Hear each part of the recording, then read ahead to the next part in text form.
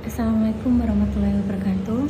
Perkenalkan, nama saya Lutfi Rani dengan NIM 123230187 kelas IFE dengan dosen pengampu Bapak Dimas Arif Darmawan, Sarjana Teknik Dr. Filosofi. Di sini saya akan mempresentasikan tugas ECPAS mata kuliah Metodologi Penelitian dengan judul Analisis Komparatif ML-Based Automated Sorting berbasis Z Robotics dan Conventional Sorting pada pengelolaan limbah konstruksi di Finlandia, tinjauan efisiensi biaya, circularity, dan dampak lingkungan.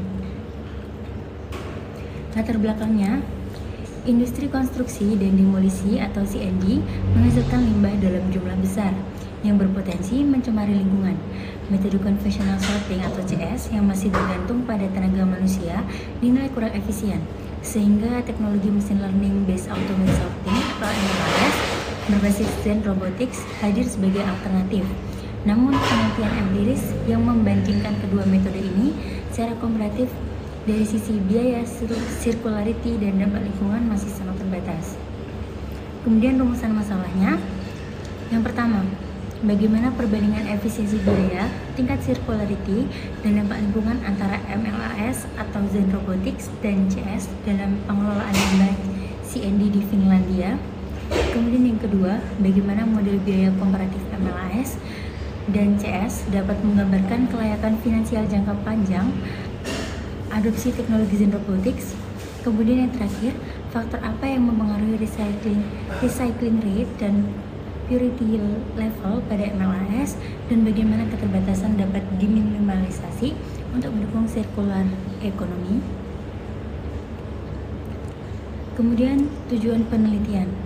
Berdasarkan rumusan masalah yang telah saya paparkan tadi, penelitian ini bertujuan untuk yang pertama, membandingkan efisiensi biaya, tingkat circularity, dan dampak lingkungan antara metode MLAS berbasis Zen Robotics dan metode CS dalam pengelolaan limbah konstruksi dan demolisi di Finlandia.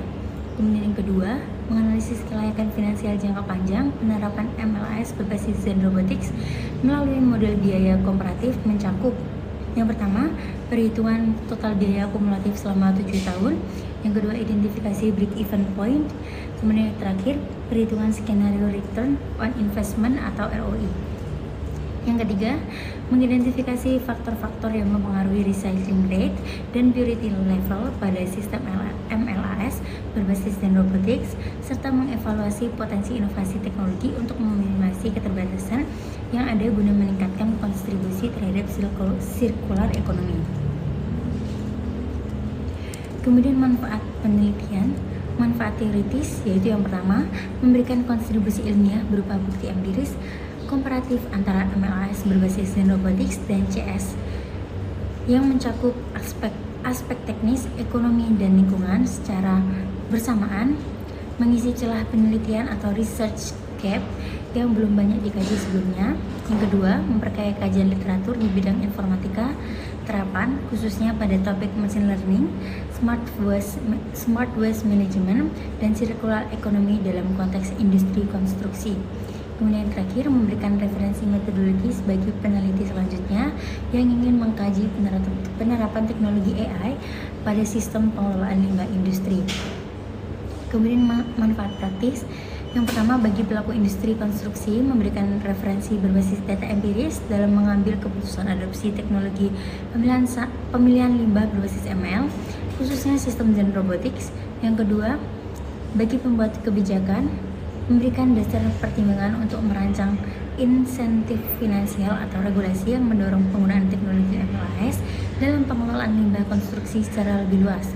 Kemudian yang terakhir, bagi masyarakat dan lingkungan, memberikan gambaran nyata tentang kontribusi teknologi MLAS terhadap pengurangan dampak lingkungan dan pencapaian target circular economy, khususnya target daur ulang limbah CND sebesar 70% yang diterapkan Uni Eropa. Kemudian rencana metodologi. Metode penelitian yang digunakan. Penelitian ini menggunakan desain studi kasus komparatif atau comparative case study dengan pendekatan mixed method, yaitu menggabungkan analisis kuantitatif dan kualitatif. Yang pertama, kuantitatif, analisis model biaya komparatif menggunakan formula sebagai berikut.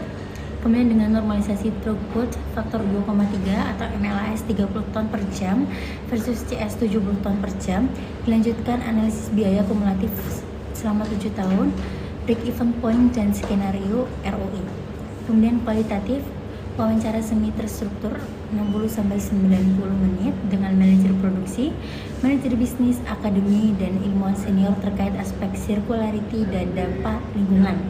Kemudian yang ketiga adalah sampling, purposive sampling, recycling facility atau fasilitas daur ulang CND di Finlandia, dan Zen Robotics atau TRX sebagai produsen robot machine learning.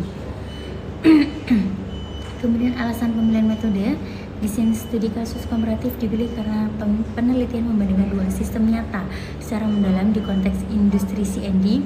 Pendekatan mixed method memungkinkan analisis yang komprehensif, mencakup aspek teknis, ekonomi, dan lingkungan sekaligus dalam satu kerangka penelitian yang terintegrasi. Kemudian tahapan penelitian. Tahap pertama yaitu perumusan research question atau RQ awal. Kemudian tahap yang kedua, pengumpulan data putaran pertama dengan 8 wawancara dan kunjungan lapangan serta data sekunder. Kemudian tahap yang ketiga, analisis awal dan diskusi tim. Tahapan yang keempat, reformulasi RQ. Tahapan yang kelima, pembuatan proses map atau CS 10 tahap, MLA 9 tahap. Kemudian tahap yang keenam, pengumpulan data putaran kedua yaitu throughput, biaya, recycling rate. Kemudian tahap yang ketujuh, validasi proses map. Kemudian tahap yang ke-8, pemodelan biaya atau cost modeling. Kemudian tahap yang ke-9, analisis dan perbandingan MLAS versus CS atau circularity, ekonomi, dan juga lingkungan. Kemudian tahap yang ke-10 yaitu validasi model dan hasil. Tahapan yang ke-11 yaitu pelaporan hasil, dan tahapan yang terakhir yaitu tahapan ke-12, pembahasan implikasi dan rekomendasi kebijakan. Baik, itu tadi tugas ICP AS mata kuliah metodologi penelitian. Kurang lebihnya mohon maaf. Terima kasih. Wassalamualaikum warahmatullahi wabarakatuh.